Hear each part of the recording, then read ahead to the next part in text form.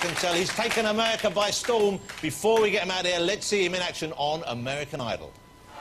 Birds flying high, you know how I feel.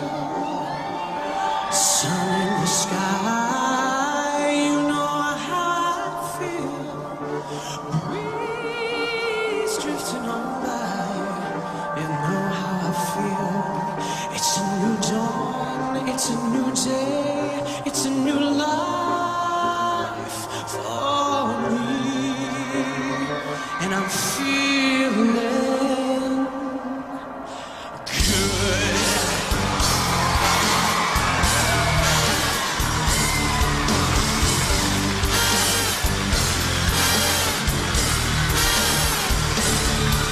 Stars, when you shine, you know how I feel.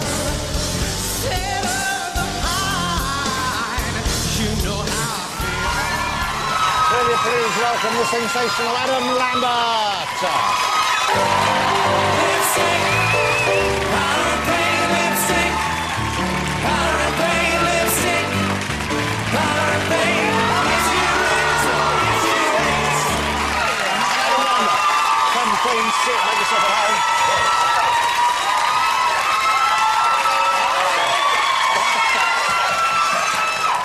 Wow! Calm, children, calm yourselves, or your crisps will be taken away. That's a great look. Doesn't Adam have a great look? You look like a kind of, you look like a sort of funky funeral director. Oh, thank you. You look like a dead politician. Well, so. thank you very much indeed. Now listen, hey, Adam. Hey. This is quite some look going Thank on you. here. This is a distinct and individual appearance you have. You style yourself, you have other people do this for you. Well, what goes into making Adam Lambert look spectacular before he walks out the door in the morning? Well, I have a lot of people... Cryogenics? No, that's you. Oh. No, I have a lot of people that help me. You say you have a team? Yeah. It's all teamwork. They put my options out in front of me, and then I dictate with a big smile on my face. They like clothes out there, or they what do they do? Yeah, They on a lay rack, outfits? on a Okay, rolling okay, rack. Okay. And then the hair and the makeup, is that some days is it up, some days is it down? What goes on? Yeah, with that? variety is good. What do you prefer? Lately up. Lately up. Yeah. Adam, so now let's get the Adam Lambert story out of the way, because we have a lot of people in here who know who you are, who love who you are, who are fans of you. You didn't win American Idol. No. You've done fantastically well, but you didn't win. You came second, I believe. Now, Yeah. now, how does that work? How does it that the person who comes second does as well as you? And how did you feel when you didn't win? 'Cause Well, I mean, I auditioned for the show for the opportunities. I wanted to take my career to the next level. I wanted to make a little more money. I wanted to make an album. you were already working in show business, weren't you? I was, yeah. I was in a musical called Wicked for Okay. 4 years, No, on and well, off, in Los Angeles and a national Now, tour. what part did you play in that? I was the understudy. Okay. So that was another reason why I was like, you know what? I need to take it to the next level. But it's quite a romantic story, the idea of you Yeah. backstage thinking, I could do it, I want to be out there in the front, and then Yeah. you get the chance there. So the American Idol show and the ones we have over here, they're pretty good in that way. They do give people a chance to step into the limelight. Yeah, it's a great platform. I mean, 30 million people plus watch that show nightly. So just to be in front of all those people showing them what I could do was amazing. But your image and the way you carry yourself, and your sexuality as well, your openness about that, it's not the kind of natural fit with American Idol. I mean, you kind of broke the mold a little bit. Yeah, and I was actually worried about that when I auditioned. I thought, oh, I'm not really what they usually go for. I don't know if it's going to work out, but it did. Thank God I auditioned. Well, it's great for you, and also it's great for the show as well, isn't it? It shows that it's not just a kind of vanilla, straightforward, very mainstream pop show. There's room for different kinds of acting. Yeah, I suppose, yeah, definitely. I mean, at first I remember Simon was saying to me during my audition, he was like, well, you're very theatrical. And he's always kind of said that as like a negative statement. And I thought to myself, well, that's a good thing. Yeah, I'm theatrical, I'm proud of it. I mean, I think that there's a lot of room for that in pop music. What's it like to be on the receiving end of Simon's wicked tongue? Wow. Lovely.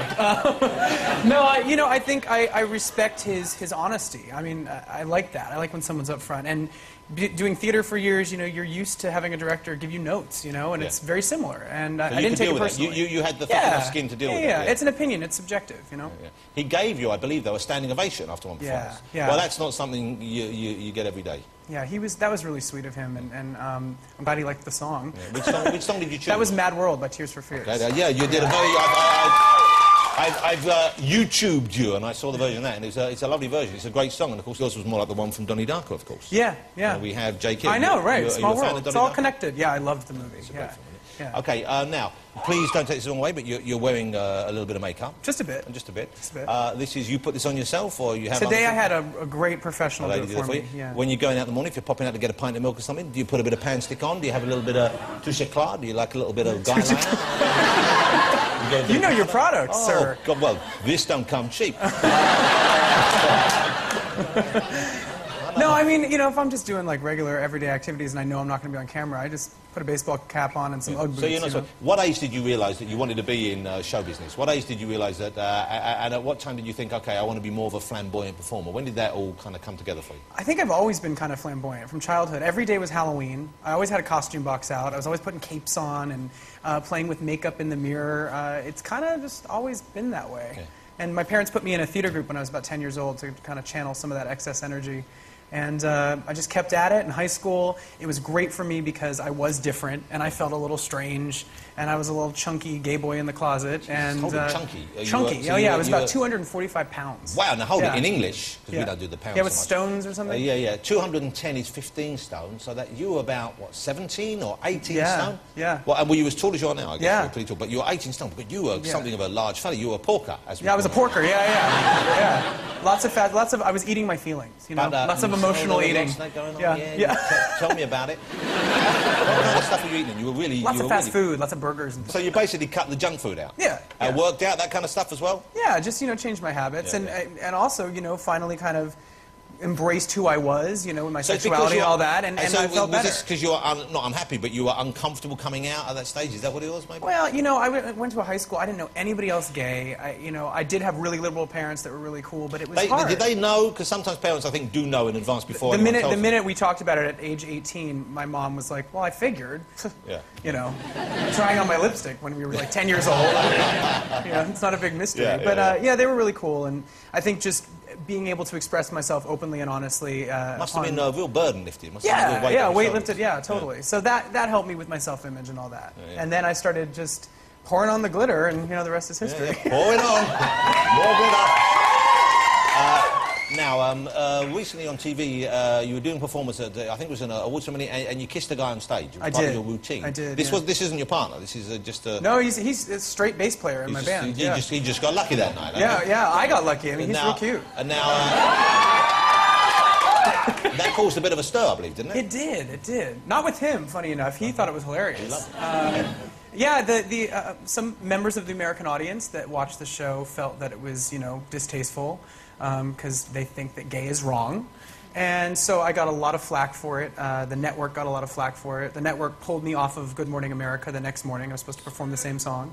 I wasn't planning on, you know, gyrating the same way. Yeah, but- you weren't going to do the same thing this time. No, I mean, and actually what's funny about this is that the whole thing was kind of spur of the moment. The things that people objected to. But you got know what's weird carried is, away. you know, there's a real kind of double standard still, because that's not acceptable, apparently. This is, when you look at, that's fine. You know, because that's kind of, that's been absorbed in the culture, and now they're saying, and that was 6 years ago. But Yeah. still, if it's a guy kissing a guy, they have a problem. It makes people a little uncomfortable. So I felt that it was really important not to make any apologies, because I didn't feel like I did anything wrong, and so I stood my ground. I said, look, you know, there were people saying, oh, but our children, you know, and I thought, I'm not a babysitter. Yeah. You know, I'm a singer, you know, and it was 11 o'clock at night. Yeah. And you know what? And that's It's part just of, a that's kiss. part of the real world. That's the real thing that's going it's on just there. a kiss. I don't want to spoil the surprise, but I intend to, I'm going to kiss Lord Sugar at the end. Just Oh, for- good. Okay. That's hot. Pucker up, fuzzface. I'm coming for you. There's plenty for both of you, Gillenhall. Oh. Where that's been. Yeah. Okay. Now, we showed a little clip of you on American Idol, and you know, it was what a remarkable period that must have been for you, because you get to the final of that show, you come second, you have a success afterwards, your album comes out, and you've done fantastically well with that. Yeah. I know in the States. And then you get asked back as a mentor as well. You get to go back, Yeah.